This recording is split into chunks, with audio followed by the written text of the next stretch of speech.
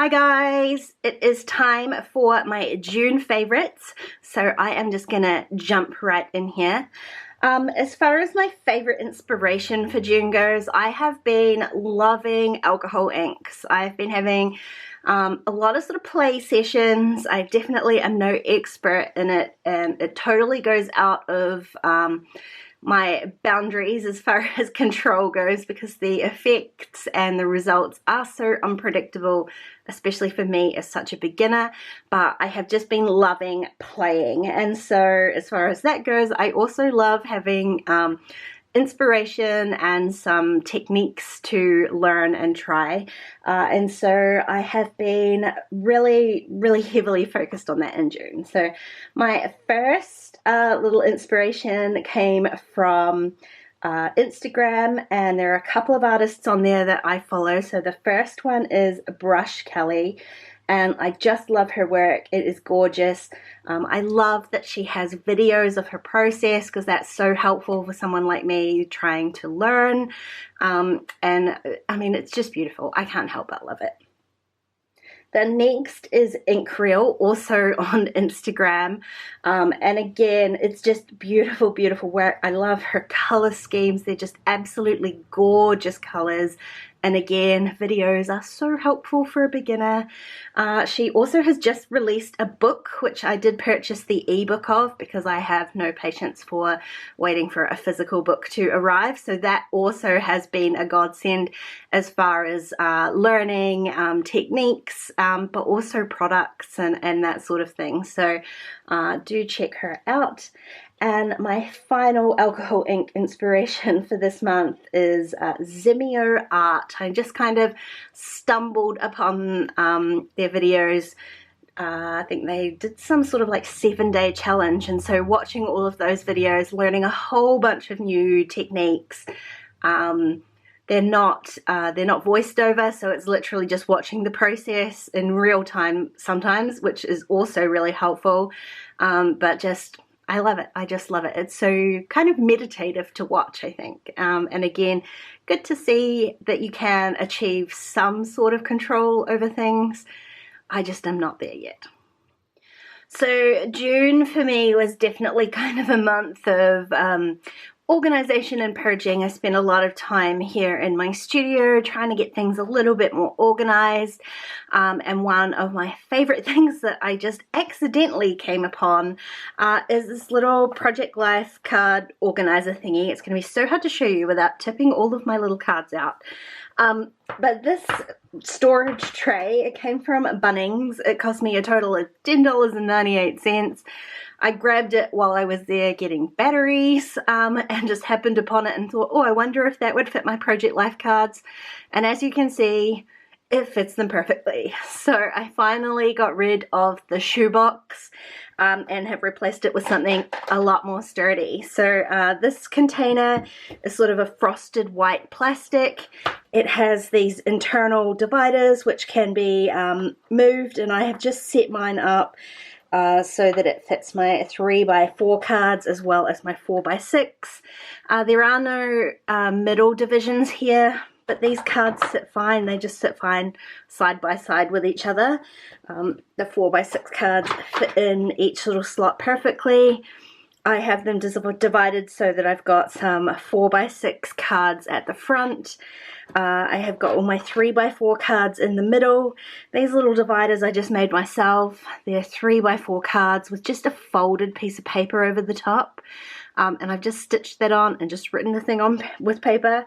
I've got some broad sort of categories, like patterned ones, and then things like positive, not so positive, home, food, animals, plants.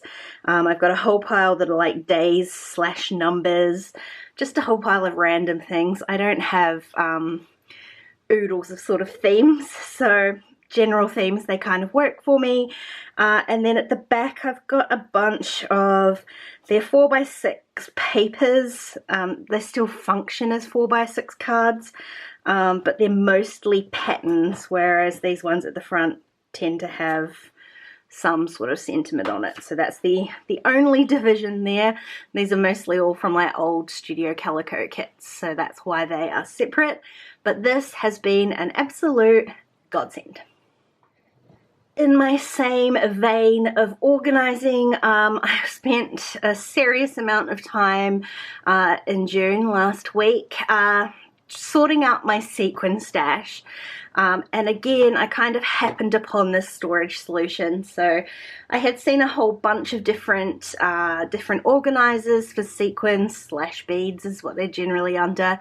But nothing that I could get a hold of here in New Zealand, not without spending like hundreds of dollars. And I love my sequins, I love having them organized, but I don't love them hundreds of dollars worth. So I just was kind of out and about looking for a solution, and again stumbled upon these at Spotlight. I have got 2 different sizes because some of my sequins I have a lot of and some of them I don't. So there are 2 different sized storage containers here.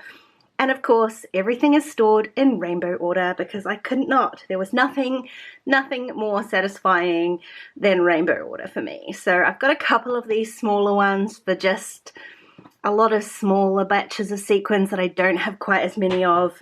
And I think I ended up with 7 of these larger ones. I know, that's a butt ton of sequins. 7 of these larger ones to store my bigger lots. So each container is clear little box, and then inside are these little screw top jars to put the sequins inside. So it was a mammoth effort going through just working out what I did and didn't need. I had a lot of containers, a lot of different bags. You know what they're like. They never stay particularly sealed, so there were sequins everywhere. Now I have everything contained and in pretty order. And my last favorite from June are my new Life Crafted albums from Citrus Twist. I did get one of the highly sought after Goldenrod albums. They are sold out now. The other one I grabbed was the Flamingo one. And I will say I already have more on the way. So I'm a little bit addicted to these things, but the new colors are just gorgeous. And I don't actually have a purpose for this one yet, nor the ones that are coming. But what I decided to do was to create a little album specifically for Lily. And that brings me on to my favorite project for June. I have been absolutely loving working in this album.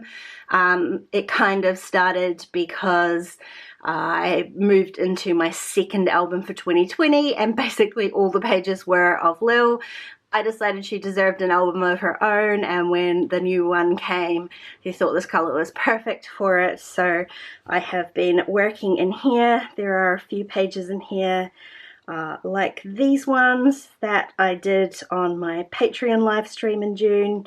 My patrons helped me choose what supplies from my stash to work with, and I created these 2 spreads with them during the live stream. So that was super fun. There are also a couple of pages in here using Citrus Twist kits.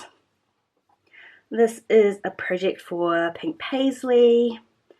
It's another project I did with my patrons using a recipe challenge, and a little sneak peek of a project coming later this month to the Citrus Twist blog. So it's already pretty full. I anticipated getting this super chunky, this one. I've always got a lot of photos of Lil, and this is the perfect opportunity to actually have them in one place as a cute little keepsake.